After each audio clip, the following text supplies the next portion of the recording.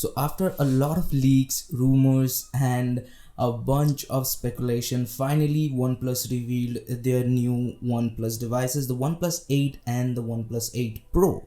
And to be honest, this time I can totally say that OnePlus truly made a flagship.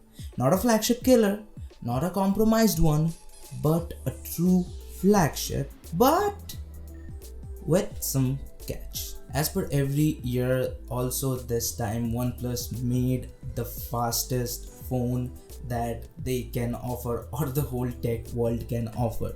So like normal, if it's a OnePlus, it has to have all the great specs, starting from a top end processor, Snapdragon 865, a heap of RAM, not only a lot of RAM but also fast LPDDR5 RAM, I think, and fast storage and all the bells and whistles of a OnePlus phone. Also, they have a fast display. It is a 120Hz 1440p display, and yes, you can use the high refresh rate and the high resolution at the same time, and you also have the option of using it 120 fps at 1080p and vice versa.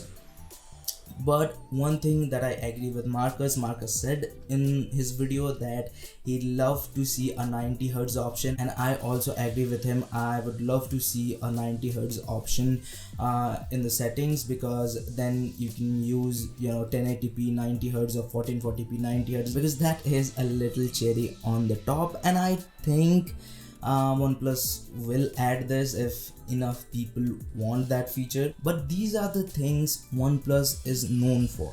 Like, OnePlus does make great phones, but those are not flagship level phones because there are some compromises. And to be honest, this is OnePlus. They make killer phone with killer price, and they also did this time.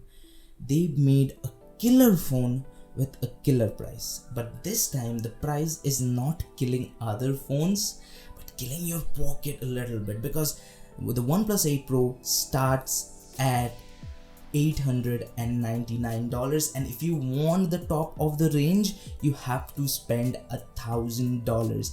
And to be honest, when you reach the 1,000 level territory, you cannot say that okay, I'm a boutique brand, or I make flagship killer phones, because hey, OnePlus, you are not doing that this time. But as I said, they made a flagship phone this time, a real flagship, because the things that they used to ditch are little things. But come on man, if I'm paying a flagship price, I at least want those things like IP rating, wireless charging, and a good camera.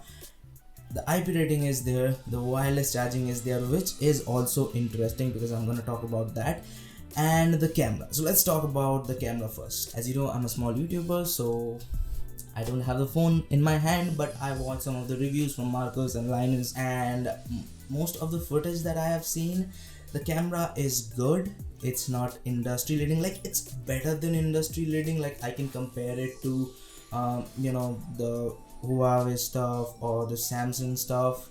Not the Samsung, but you got the point, right? All those flagship phones which have okayish camera, it has better camera. Like the camera array is also good, a 48 megapixel normal camera, a 8 megapixel telephoto camera, then again a 48 megapixel wide angle camera, and the wide angle camera is using the same sensor as the last year's OnePlus 7 Pro or 70 Pro, whatever, and also a 5 megapixel color filter lens for all those Instagrammers, to make their gram a little bit colorful. You got the point. But again, the iPhones and the Samsungs are a little bit better. Like the video, still in video, I think the iPhones are better than any phone in the whole fucking world, because the software of when it comes to recording video in iPhones are great. That's the reason why I use an iPhone. just bragging a little bit. So yeah, the camera is there, the IP rating is there, and all the things are there. So this is honestly a really great phone and a true flagship. And let's talk about the wireless charging scenario a little bit. So they included a Qi plate on the back of the phone. Also, you can wirelessly charge in 30 watts, but there is a little catch, and that is you have to use a proprietary OnePlus charger, a wireless charger. And the reason is the Qi standard is not powerful enough to charge something in 30 watt, at least in that small package. But OnePlus did it again, like they used to do when it comes to making your phone faster. In all the ways they did it, but yeah, you have to use a proprietary charger. If you use other Qi chargers, you can charge your phone, but it's gonna be 5 watt. So if you have a normal charger and if you don't want to invest in, come home at night, just place your phone at the Qi charger, it will charge overnight and it will top up your phone, as simple as that.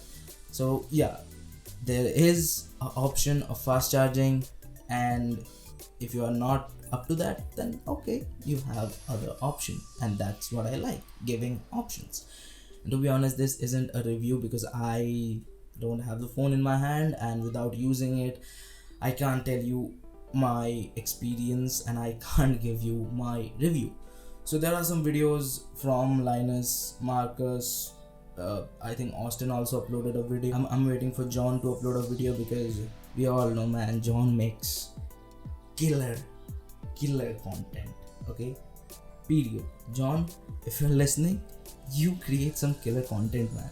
Like, come on, I give you a shout out, although I need you to shout out me, but that's another story. But let's talk about the catch, or why I made this video. The reason is that, as I said, this is a flagship, and at the price of $1,000, I don't think I can call it a OnePlus phone anymore. Let's start from the beginning.